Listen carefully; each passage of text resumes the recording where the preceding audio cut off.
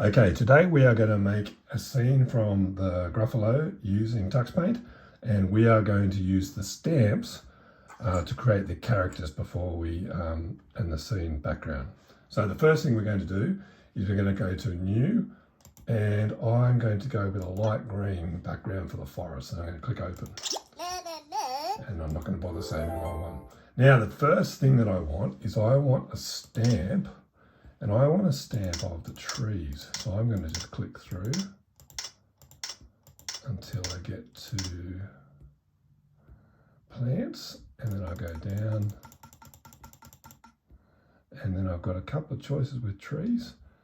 And I like this one. So I might put a couple of big trees in the background. And then I might put a couple of these smaller trees at the bottom. And then I'm going to put some different trees. So I have another big one that goes in the background. Remember, we want to keep this space at the front free because that's where we're going to put the characters from our story. So now I think I'm going to use change the size and put a couple of little trees all around there, and there's another different tree that we could put just to make the forest look a bit exciting, a bit different. Great, that's enough trees. Now the first animal from the story that I'm going to use is the fox, because I like the part where the fox is scared by the mouse and runs away. So I'm going to go to the animals, and the very first thing I need a mouse. Now there's no mouse, but there's the rat. And he's going to be the mouse, but I'm going to spin him around using the mirror button. And he's pretty small in the story, so there's the mouse down there. Now the second animal from today's story that I'm going to use is the fox, because I liked the fox when he got scared and ran into his underground house. And there he is. There's the fox. Now I'm going to change his size. I'm going to move him down a bit. That's a bit better. And I'm going to use the mirror feature to spin him around so that he's facing the mouse. Now, the last creature we need to add to our story is the Gruffalo. And a great idea for using the stamps, I think we can use this cartoon drawing of a lion. And the Gruffalo is big, so I'm going to make him not that big. I think I'm going to make him this big. And there's the Gruffalo.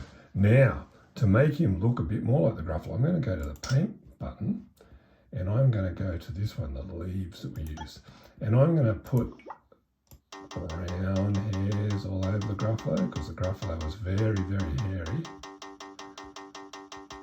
And I'm going to change this lion so now he looks like the Gruffalo, and I think I might put a few black hairs on him as well, make him a bit scary. And the Gruffalo has some horns on his head. So I think I might use the triangle.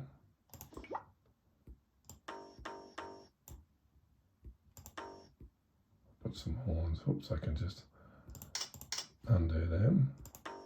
And I can put two horns on his head like that. Now, the last part that I need to add to my story is the text. And remember, I'm going to go to the text, and I like this font, and I think I'm going to make it a bit big. I'm going to put it up here, and we are going to write, oh help, he said. Oh, I forgot to change my colour, so I'm going to go and do, and I want to write my writing in yellow, so I'm going to go to yellow, and that was a bit big, so I'm going to go down one size, and we're going to stay here.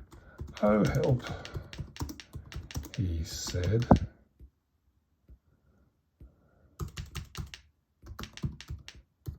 Goodbye,